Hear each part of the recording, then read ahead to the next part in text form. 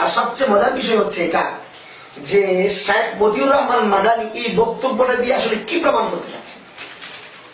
তিনি বলতে যাচ্ছেন হচ্ছে এটা যে আরশে বসে আছেন আল্লাহ, নাউজুবিল্লাহ, কুরসিতে বসে আছেন আল্লাহ, নাউজুবিল্লাহ।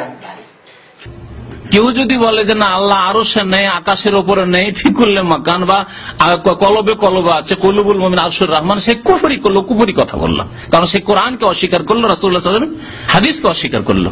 কথা স্পষ্ট কিনা? এখন আরো কিছু আয়াত শোনেন যে আল্লাহ পাক রব্বুল আলামিন আছেন কোথায়, আইন আল্লাহ, আল্লাহ কোথায়। সূরা আরাফ আয়াত নম্বর 54 আল্লাহ পাক ইরশাদ করেছেন, ইন্না রাব্বাকুমুল্লাহুল্লাযী খালাকাস সামাওয়াতি ওয়াল আরদা ফি সিত্তাতি আইয়াম সুম্মা ইসতাওয়া আলাল আরশ। নিশ্চয় তোমাদের রব তো সেই সত্তা যিনি আল্লাহ। ইন্না রাব্বাকুম আল্লাহ, তোমাদের রব হচ্ছেন আল্লাহ, যার নাম আল্লাহ। আল্লাযী খালাকাস সামাওয়াতি ওয়াল আরদ, যিনি আসমান এবং জমিন সমূহ সৃষ্টি করেছেন, ফি সিত্তাতি আইয়াম 6 দিনে। আল্লাহ পাক 6 দিনে আসমান জমিন সৃষ্টি করেছেন। সুম্মা ইসতাওয়া আলাল আরশ, অতঃপর আরশের উপর সমাসীন হয়েছেন। ইস্তাওয়া মানে সমাসীন হওয়া। তারপরে আয়াত শুনেন, তারপর আয়াত হচ্ছে সূরা ইউনূসের আয়াত, সূরা ইউনূস আয়াত নম্বর 3। তাতে আল্লাহ পাক কি বলেছেন, ইন্না রাব্বাকুমুল্লাহ, নিশ্চয় তোমাদের রব আল্লাহ, আল্লাযী খালাকাস সামাওয়াতি ওয়াল আরদ, যিনি আসমান এবং জমিন সমূহ সৃষ্টি করেছেন, ফি সিত্তাতি আইয়াম 6 দিনে, সুম্মা ইসতাওয়া আলাল আরশ, অতঃপর আরশের উপর সমাসীন হয়েছে। আবার আল্লাহ বলছেন আল্লাহ পাক আরশের উপর সমাসীন। দুইটি আয়াত পেলেন, আরশের উপর সমাসীন হওয়া। আল্লাহ 72 ফেরকা হবে, এর মধ্যে একটা ফেরকা হচ্ছে মুজাসসিমা ফেরকা, একটা হচ্ছে মুশাব্বিহা ফেরকা, যারা আল্লাহ তাআলার হাত আছে, পা আছে, মুখ আছে, নাক আছে, মানুষের মতো এরকম বিশ্বাস করে থাকে। মতিউর রহমান মাদানী আসলে সেই গ্রুপেরই সদস্য এবং ওই আকীদা বিশ্বাসী যারা মুশাব্বিহা এবং মুজাসসিমা।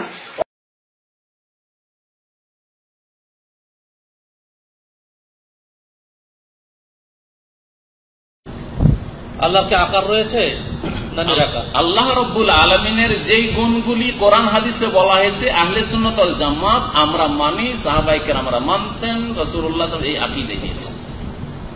আর এই যদি আল্লাহ রাব্বুল আলামিনের এই যদি জিনিসগুলো, এইগুলি সত্যগত গুণ, এগুলি যদি থাকে তাহলে তিনি নিরাকার নন। যেমন আল্লাহর চেহারার কথা, চেহারাকে আরবিতে ওয়াজহুন বলা হয়। ওয়াজহুন মানে ফেস, মুখমণ্ডল। কোরআনে আছে না নেই?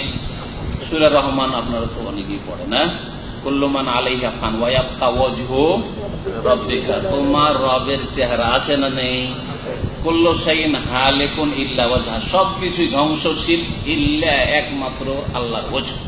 আল্লাহর ওয়াজ আছে বলে, ওয়াজ বলে তার জাতকে উদ্দেশ্য করা হয়েছে। এমন নয় যে আল্লাহর চেহারা নেই আর চেহারার কথা কোরআনে বলা হয়েছে, এমন কথা না।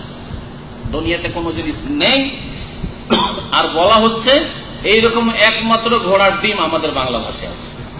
ঘোড়ার ডিম হয় না, কিন্তু তারপরে আমাদের বাঙালিরা কি বলে? ঘোড়ার ডিম বলে, ঠিক কিনা?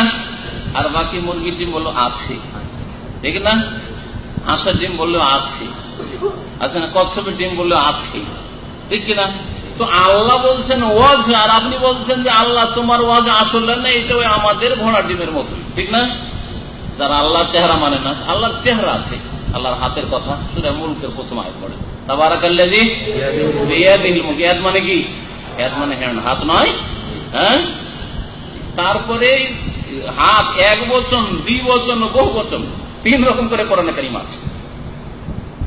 2 হাতের কথা, 2 হাত মানে আবার কুদরতি হাত যদি হতো 2 কেন বলবে? 2 শক্তি বলা হয় কি? দেখেন, বালিয়াদাহু মাবসুতাতান, কোরআনের একটি আয়াত আল্লাহ বলছেন বরং আল্লাহর 2 হাত উন্মুক্ত, উদার, খোলা। ইউনফিকু কাইফা ইয়াশা, তার ইচ্ছা মতো তিনি ব্যয় করেন, খরচ করেন, যাকে ইচ্ছা যা দেওয়ার তিনি দেন। ইয়াদাহু, 2 হাতের কথা, আল্লাহর হাত। হ্যাঁ, আল্লাহ রাব্বুল আলামিনের আইন, ওয়ালে তুসনা আলা আইনি, মুসা আলাইহিস সালাম যেন লালিত পালিত হয় আমার চোখের সামনে। আল্লাহ রাব্বুল বলছেন আইন, আইন মানে কি? চোখ নয়। তারপরে বলে আল্লাহর চোখ নেই, অন্ধ।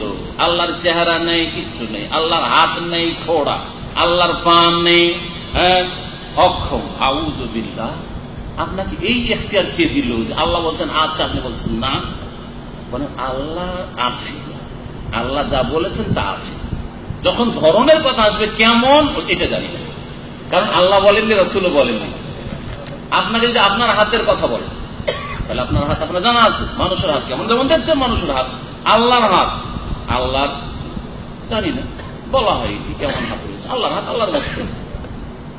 আপনাকে যদি জিজ্ঞাসা, আচ্ছা বলেন তো বানরের হাত আছে, তো বানর হাতটা কেমন, বল মানুষের মতো, বানর হাত বানরের মতো, মানুষের হাত মানুষের মতো, হ্যাঁ, ছাগলের পা ছাগলের মতো, হাতির পা হাতির মতো। ঠিক তেমনি আল্লাহ রাব্বুল যদি সৃষ্টির ক্ষেত্রে এত পার্থক্য হয়, তো মাখলুক আর খালেকে স্রষ্টার তুলনা কেন করবো মানুষের সাথে বা কোন সৃষ্টির সাথে? আল্লাহ পাকের চেহারা হাত এগুলি আল্লাহর মতো, যেমন আল্লাহ তার যেমন উপযোগী হয় তেমন তার চেহারা, তেমন তার হাত, তেমন তার পা কদমের কথা রয়েছে। সুতরাং যা আছে আমরা মানি, অস্বীকার করি না। যারা অস্বীকার করে তারা খাতরাই রয়েছে, রিস্কে রয়েছে। কাল কিয়ামতে আল্লাহ বলবেন আমার তো চেহারা নেই, তো সবচেয়ে বড় নিয়ামত তো জান্নাতের চেহারা দেখা, তো তোকে তো চেহারা দেখা দেবো না রে, এই বিদাতি তুই তো আমার চেহারাই মানিস নি, তুই তো আল্লাহকে দেখতে পাবি না। আল্লাহর দর্শন সবচেয়ে বড় নিয়ামত কিনা বলেন দেখি? এইটাই চিন্তা করেন আপনি, আল্লাহ যখন চেহারায় নেই তো কিয়ামতের দিন কি দেখবেন? ঘোড়ার ডিম দেখবেন? বলেন তো দেখি।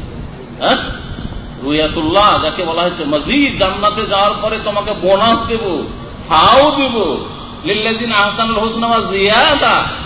আল্লাহ রাব্বুল আলামিনের দর্শন, রুয়াতুল্লাহর কথা সহিহ সহিহ হাদিসে রয়েছে, আর কোরআনে কারীমেও রয়েছে ইশারা ইঙ্গিত। আল্লাহ রাব্বুল আলামিন যেন সহিহ আকীদা বুঝার তৌফিক দান করেন, মানার তৌফিক দান করেন।